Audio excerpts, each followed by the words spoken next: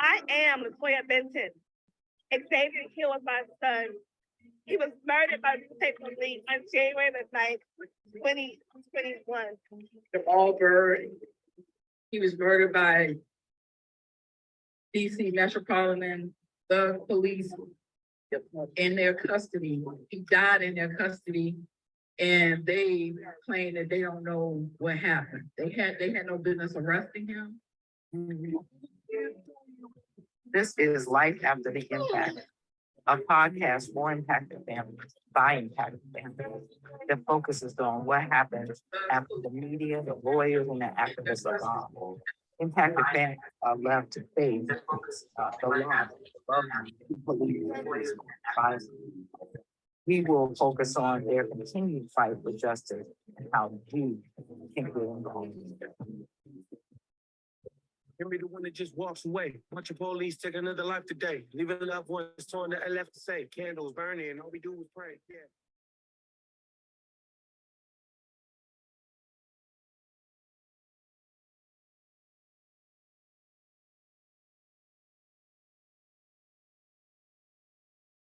Yes, and you gotta realize, they gotta realize too, the importance of, even with her case too, of them being qualified immunity in that area. When families stick into the fight, and people gotta realize too, when it comes to civil lawsuits, people love to say, oh, it's blood money. No, it's setting precedents for other cases that are behind these cases, so you can prove a point. So it's very important her family sat in the fight and is stuck in the fight. So that we realize that you can be qualified immunity. You gotta stick in the fight. You gotta be persistent and consistent in order to be qualified immunity. Your family actually did. You guys did it. Yeah, and exactly what you're saying. Also, there's so many families that are going to experience those times when they're trying to force us to take a settlement, force us to just drop it, scare us out of it. It's happening so much, and I understand it's a scary place for families to be. I knew with my brother's case specifically, and the evidence we have, once it's actually pulled out, it's there. The whole world. Yes, and I feel bad for families if we don't have the evidence, if we don't have the videos, if there were no witnesses. I'm thankful that we eventually, it took years to get what we got, but I am thankful that we know the truth, because it's what I always knew, but I didn't have the physical evidence, and now we do. So I tell families, fight it.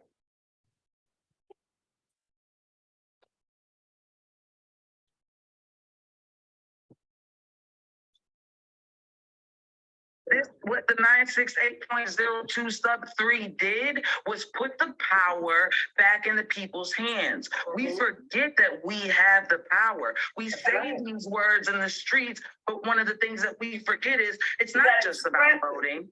Right. It's about knowing the system. And that's what my mother did. That is what something like this does to somebody. It takes somebody who was gardening in her garden with her grandchildren and puts them in front of a computer and makes them learn every application, every law that they need to know to make sure that they can get some justice.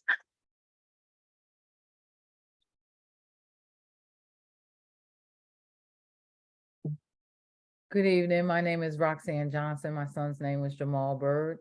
He was killed by DC Metropolitan Police October the 1st, 2019. Here with me is my co-host. Hey, Latoya. Hey, you guys. My name is Latoya Benton. I am the mother of Xavier Hill. Xavier was killed by Virginia State Police on January the 9th, 2021. Tonight, we are joined by Mr. Angelo Pinto. Angelo, you want to get a quick intro on who you are? Sure. So Angelo Pinto, one of the co-founders of Until Freedom, a national civil rights, human rights organization that does work around police brutality, criminal justice reform. We did a lot of work around the Justice for Breonna Taylor campaign. Prior to that, I did a lot of criminal justice legislative change in New York State. So I worked on a campaign called Raise the Age, which ended the automatic prosecution of 16 and 17-year-olds as adults in New York State. And I do a lot of teaching now. So I'm an adjunct professor at Seton Hall, and I'm the community activist in residence at Yale. Awesome. Angela, we are thrilled to have you on tonight. You guys, it's real fast. We're going to go right into Angelo and talk with him, but I want to give you all some really thrilling news. If you all have been following the case, Xavier's sister was killed April the 7th, 2022 in a car collision with Richmond Police Department. We have been in court for the last 2 days dealing with this case, and they have found the officer guilty on all charges, you guys. That's guilty on manslaughter and as well as reckless driving. Please, if you can reach out on Facebook to Tierra Williams and Stephen Hill, and let the family know you're still in the fight with them as well. I think they said sentencing is going to be in August, but I'll be sure to keep you guys updated and posted on this as well. Now, moving right on into our conversation for this evening, Angela, before we got started, we were talking about just about DAs and stuff. Can we kind of just go back to where we dropped off at? Most definitely. And I want to say even before that, congratulations, because it takes a lot to get a win. And we often talk about the importance of staying in the fight, right? And it's hard, it's not easy, it's difficult. But when you do stay in the fight, you do get victories. And it will be great to look at kind of what transpired in that case, because I'm sure there's some gems and some insights into how the win was pulled off, which is tremendously important as folks kind of continue to endure fights around the country regarding these kinds of incidents. But we were talking about, what to do when a district attorney doesn't, bring criminal charges against an officer for police murder, or in any instance, whether it's excessive force. And oftentimes, and this was kind of what we learned when we were on the ground in Louisville working on Breonna Taylor's case. And it's so interesting because, and in many cases, but particularly that case stands out to me, that, there wasn't a video, there wasn't a lot of evidence that the public could see that said, wow, these officers engaged in a tremendous amount of misconduct. And actually what happened initially was, of course, the press was, painting this picture that she was involved with, unsavory individuals. And that's why there was a warrant issued to her home and this was her fault. And her fiance at the time, defending his home, fired a shot because he didn't know villains. Yes. He didn't know who was coming into his home, right? He was trying to protect his house. And as a result, he was arrested and charged. And he was the only person initially arrested and charged, even though the only person who was harmed and lost their life was his fiancee, Breonna Taylor. And our fight really started there. It was like, Kenny Walker is his name. It was like, and he was in jail. When we first got the call about the case, Kenny was in jail facing charges. And he was facing attempted murder charges, right? And we said, we have to first get Kenny out of jail. And we were like, let's get these charges dropped. Let's get Kenny home. And then we could begin the fight for Breonna. And really what happened was visibility. We said that we were going to bring attention to this case. We were going to let folks know kind of all the circumstances around the case and why Kenny should not be incarcerated. He was defending his home. And it was a no-knock warrant. So he had no clue who was entering his house. And for most folks, if someone is entering your home, you probably will defend it.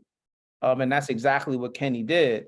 And within a very short period of time, creating kind of some media attention, us going to the streets and protesting, having a number of caravans, Kenny's charges were dropped, right?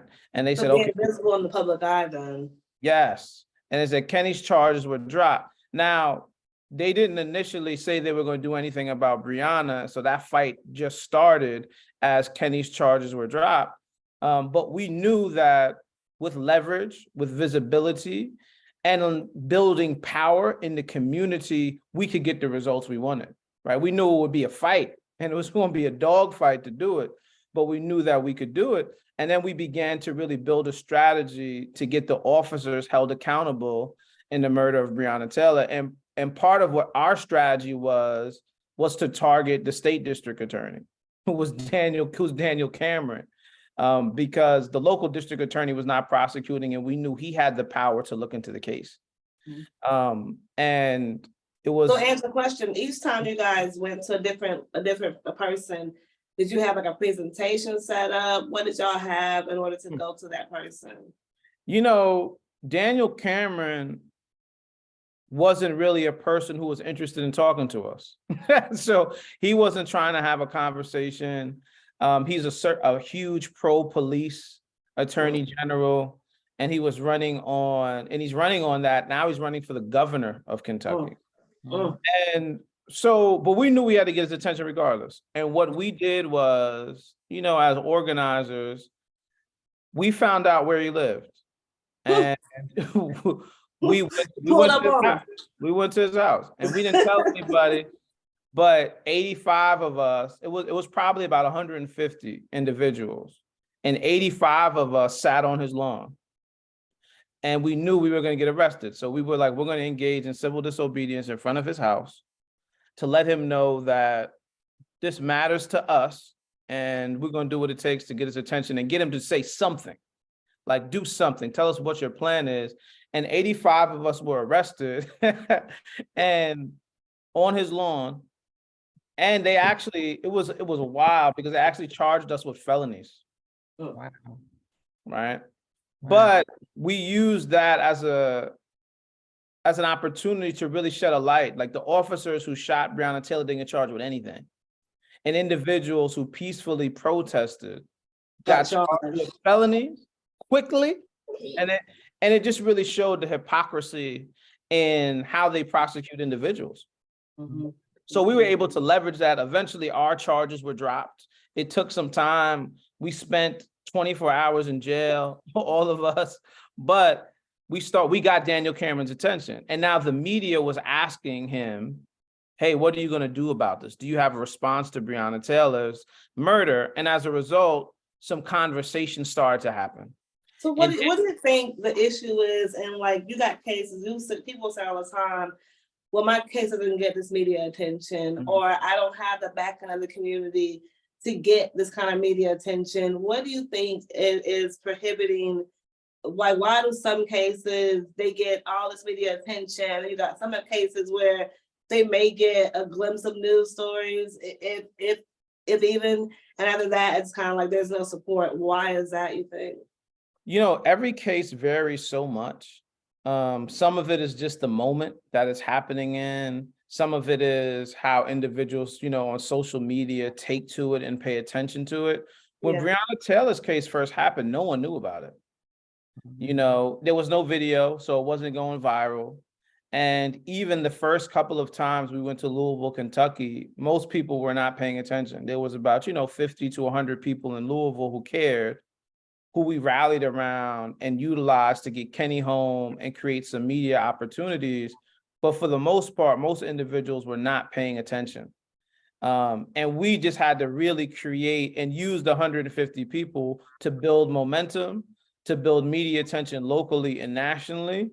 And we just had to build. So week to week, month to month, we were building upon the media attention we got. We were finding creative ways to put pressure on individuals who had the power to make decisions. And, one of the things that I think is always happening is, and we talk about this a lot, is like turning a moment into a movement. And we had to pay close attention to moments that were happening around us to leverage, right? To say, okay, this is an opportunity for us to put more pressure on us. And one of the things that happened, we were actually in Louisville. This was like our third visit to Louisville. And we actually were about to leave to head to Indianapolis to meet with a family of a young man who had been murdered by police. And right before we left, there was a video online that was going crazy. It happened to be the murder of George Floyd. And we decided, we were like, we have to go to Minneapolis. And we ended up driving 10 hours from Louisville to Minneapolis to be there. And that moment really gave us a lot of momentum and folks around the country to raise the visibility around police murder that was happening in their local community. And we were able to really raise a tremendous amount of attention around Breonna Taylor's case as a result of that.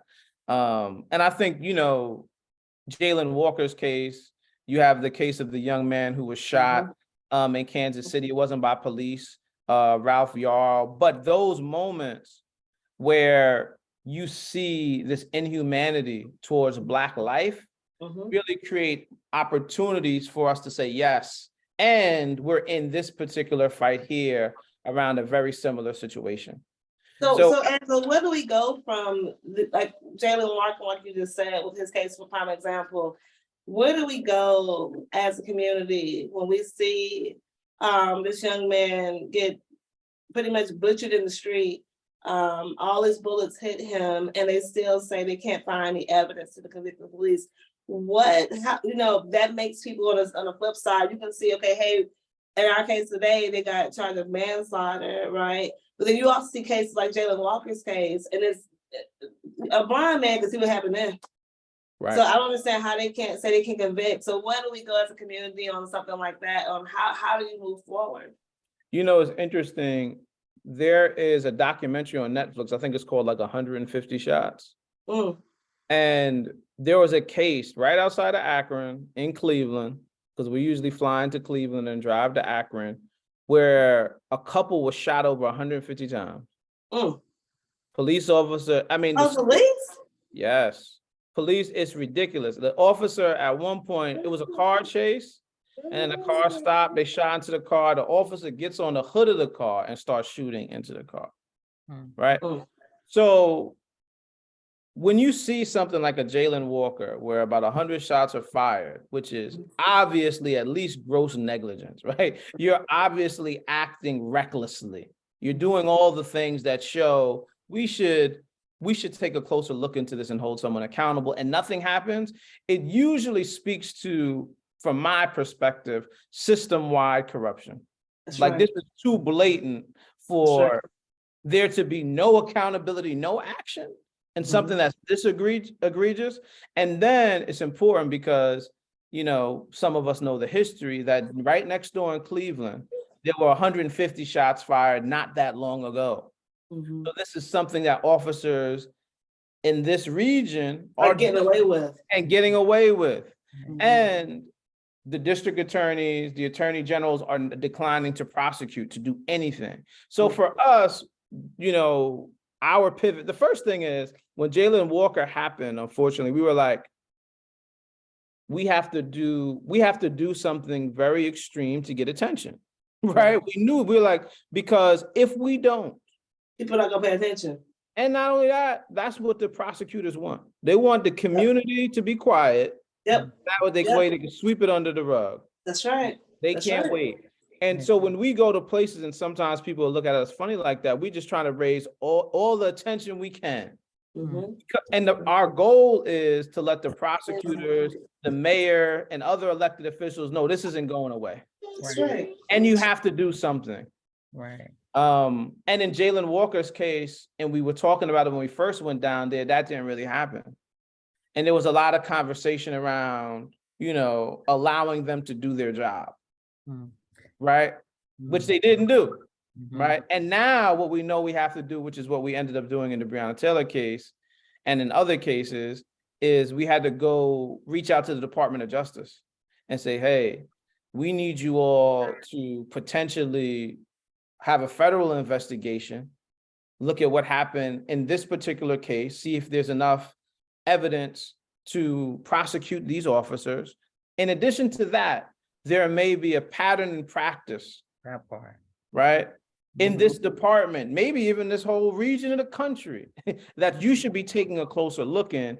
And they did that in Louisville. The federal government has this tool they call consent decrees, where they're able to open up these department-wide investigations and look at misconduct, excessive force, and then they enter into this agreement with the department on the process to begin to change these things. And these consent decrees, they really started after the Rodney King beating. And now, this is the DOJ or this is through? This is the DOJ. So the civil rights. So how does is that in each state or how does that work? So it's the federal government. So, it's the Department of Justice who, they're not a huge agency, but their civil rights division, which is recently, I think since 2021, 2021, is being headed up by a Black woman, Christian Clark, right? From Brooklyn. And a lot of folks advocated for her to get that position Mhm. because we knew she would begin to do some of this work. You know, we've been doing these podcasts, Angelo, since January.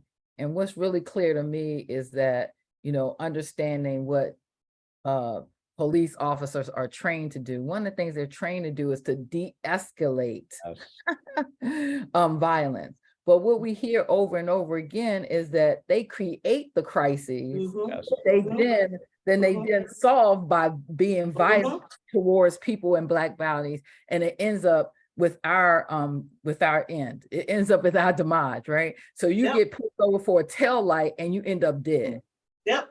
Right. And so how is it that you know, you were talking about these consent decrees. How do we get more of these consent decrees implemented? Because from what I can see, just about every police department in the United States of America. Indeed one. It's true. I think, you know, it's interesting. We had a call with the DOJ in the past 7 days. Because we were talking to them about Jalen Walker and some other incidents of police violence around the country that we want them to look into. So I think part of it is pressure on the DOJ now. So how do we do that then? You'll have people say, let's go out there without having an appointment. We're gonna just go and protest. How does one actually go about getting the attention of the DOJ to even look into either the department, a case, let alone, how does that actually happen? You know, we have done several things. You know, we've had press conferences in front of their office. We've had, and we've also had communication with them. So we've told them like, hey, these are cases, this is a case we want you to look into.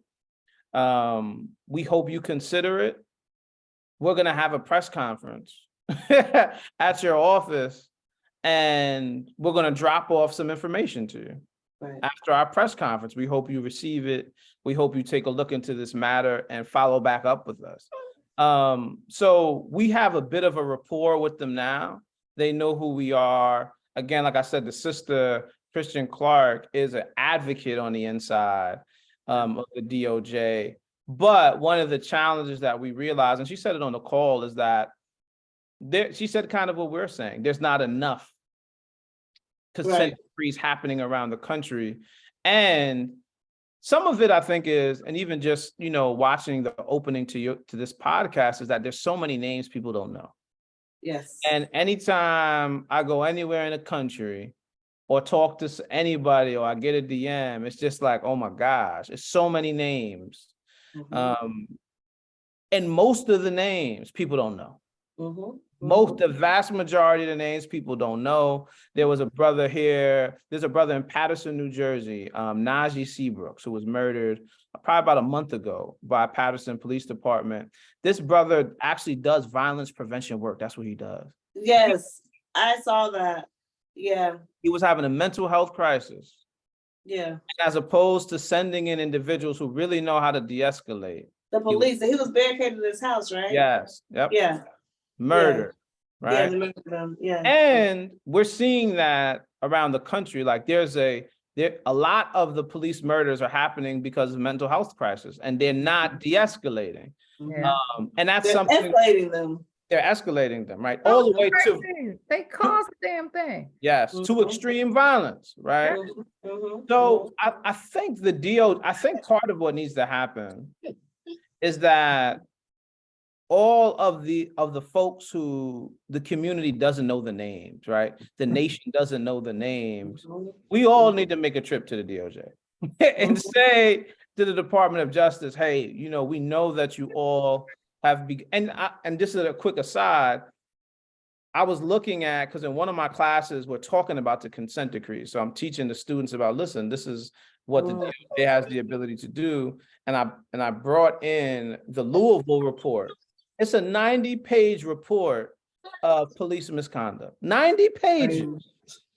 I mean, and it's mind-blowing, right? And you're talking about just one department in one city, right? And it's just not the whole state. That's just one department. That's right. In one area. Let alone the whole country, right? When, if you're from any city in America and you're Black, you know there's a long history of abuse and police murder. Yeah, It ain't hard to find. It's pretty evident.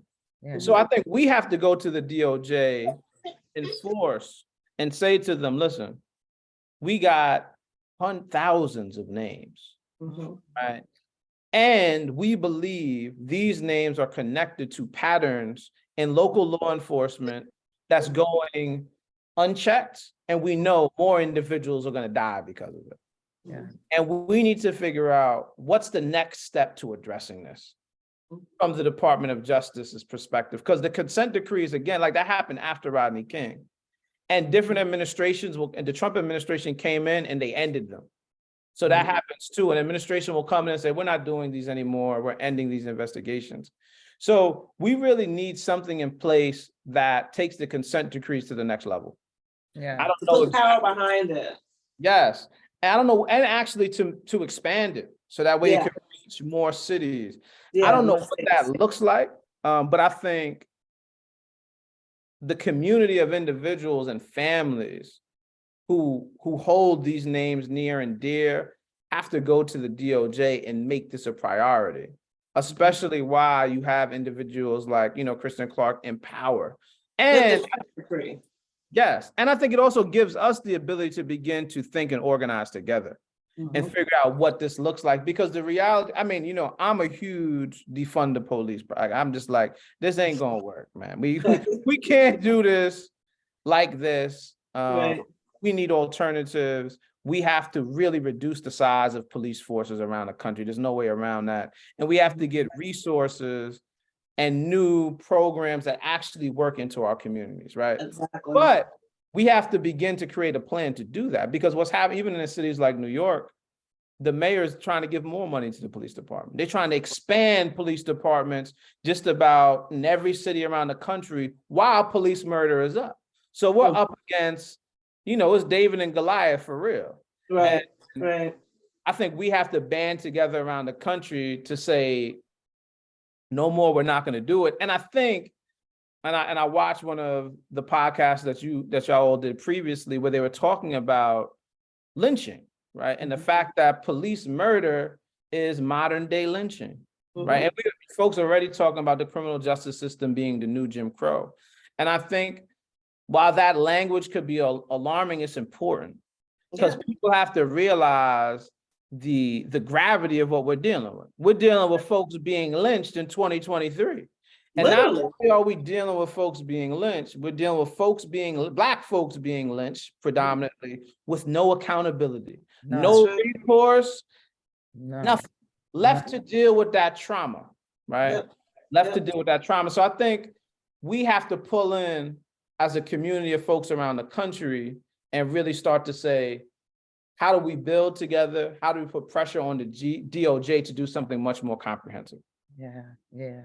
And to your point, Angelo, this podcast, we pride ourselves. We always say, we about action. We don't want that action. And we are about that action, right?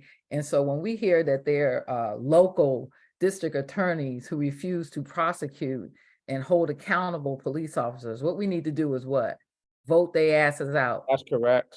That's correct. And that's such a great point, because in Patterson, the first thing they were saying is like, this mayor got to go. Yeah. And the DA got to go. And that's, and Louisville, Kentucky, it's a lesson I'm going to teach some of my students tomorrow, because we were talking about consent decrees. And, like many things, we realize that some of these system created interventions don't go far enough, right? Right. So it's like, you look at a consent decree and first of all, they take a long time.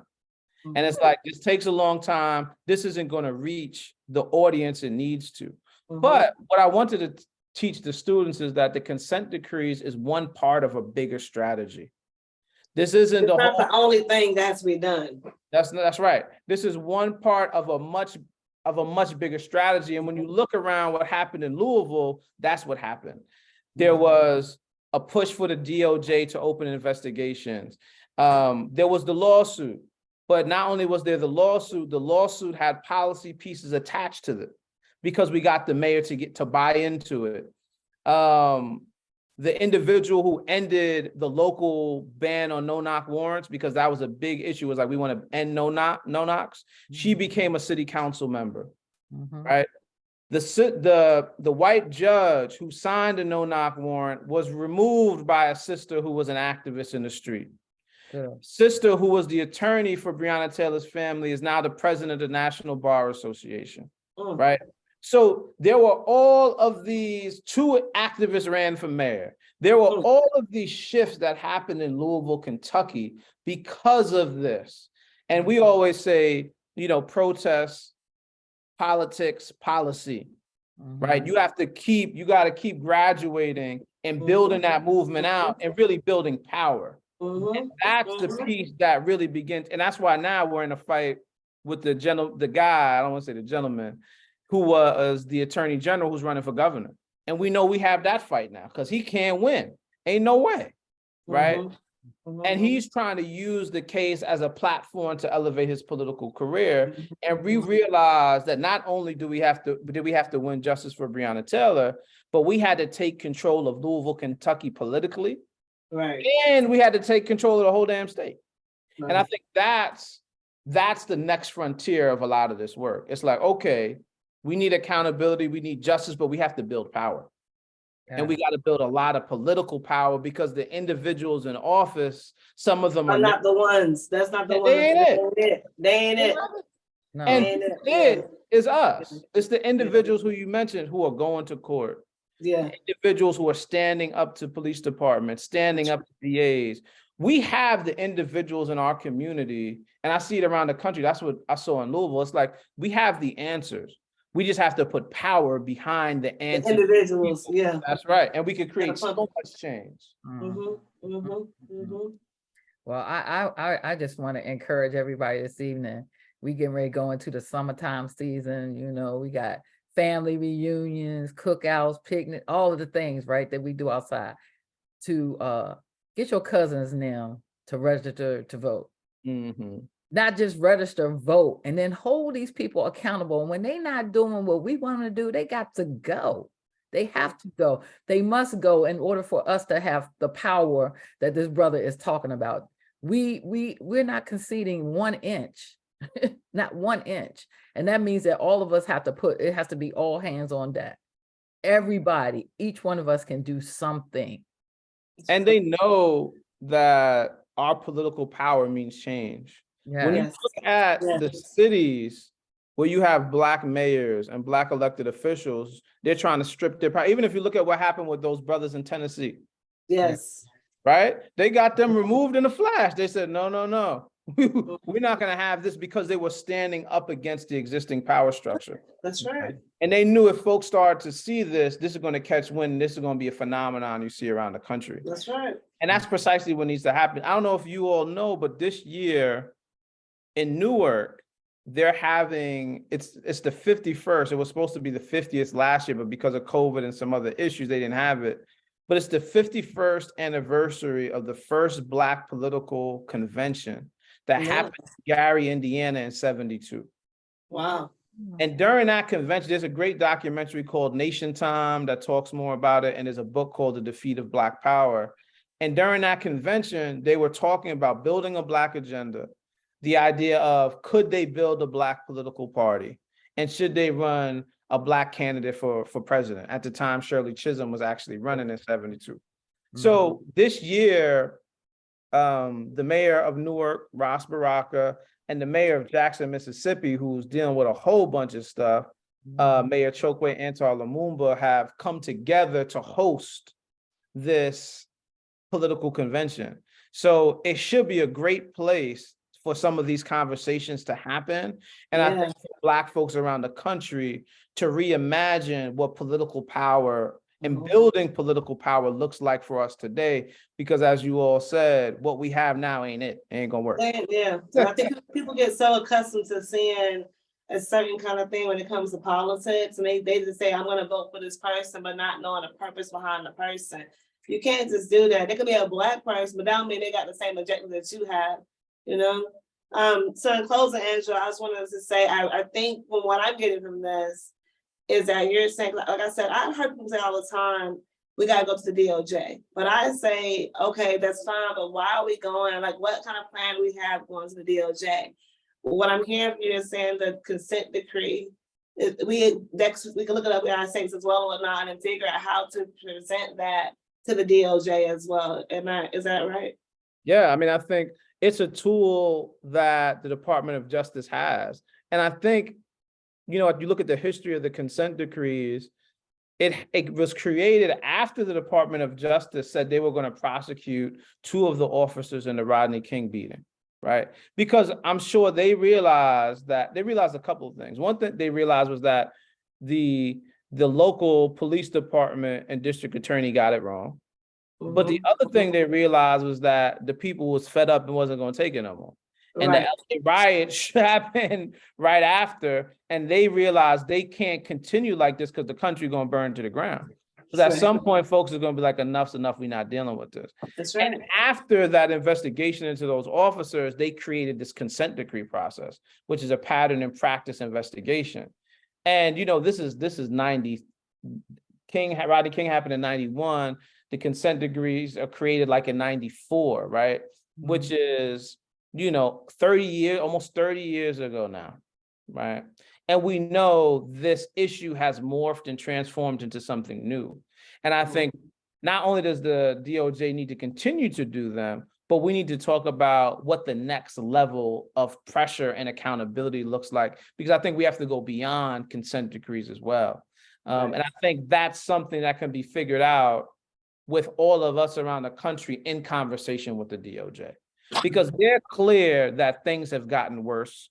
They know that now they are being pressured to have all these investigations that they don't even have the manpower to conduct, but it's because there's an epidemic in policing in America, right? And there's no way around. And they know one of the things they keep saying is that white supremacist infiltration of law enforcement. So we know that there are law enforcement officers who are white supremacists. This is a fact. The research shows it. And that requires a different kind of attention that doesn't yet exist. Wow. But I want to thank you all both for having me on. And we should talk more about what an action looks like at the DOJ. Yeah, listen, I think that is necessary because I think people, like I said, people say all the time, let's go to the DOJ, but I think nobody has a concise plan as far as, you know, what do we do to get to the DOJ? You know, do we all need to do a consent decree prior to going to the DOJ? How can we all just say there has to be power put behind it collectively as a whole person, you know? I think we almost need, we did this in a couple of cases with Breonna Taylor. We had a bunch of petitions delivered, but I think a letter from each family that has had a loved one murdered by police to show them the sheer magnitude of the issue and how many individuals want the DOJ to look into these cases, investigate and prosecute. Because I think that'll show them they don't have the capacity, they need to build something else out. That's right. To take a new approach to addressing this issue. So I think we got to put pressure on their back. But I think the other piece is we have to come closer together and build a collective strategy about how we address it. So I think both of those things could be done. So I'm looking forward to that. Yeah. I think too, you know, people have this whole thing, it can't be this state, that state. Like you said, we got to do it all together, right? Most definitely. I think we're stronger together. Yeah. Much stronger together. And as particular cities and states get attention, it allows us to elevate the issues on the ground in other cities. And I think that's what we have to do. We have to build that network. Yeah. So I think you're going to come for part 2 then, sound to me. Yeah, let's do it. Okay. Yeah. Angela, you have been great tonight. Thank you Thank so you so much much. as always. I do appreciate you as always. Yeah. Most definitely. We'll speak soon. Yeah. You know it. You know it. Thank you so much. All right, you guys, good night. Xavier killed my son. He was murdered by the state police on January the 9th, 2021. Jamal Byrd, he was murdered by DC Metropolitan Police in their custody. He died in their custody. And they claim that they don't know what happened. They had no business arresting him. This is Life After the Impact, a podcast for impacted families by impacted families that focuses on what happens after the media, the lawyers, and the activists are gone. Impacted families are left to face the loss of a loved one who police respond to violence. We will focus on their continued fight for justice and how you can get involved.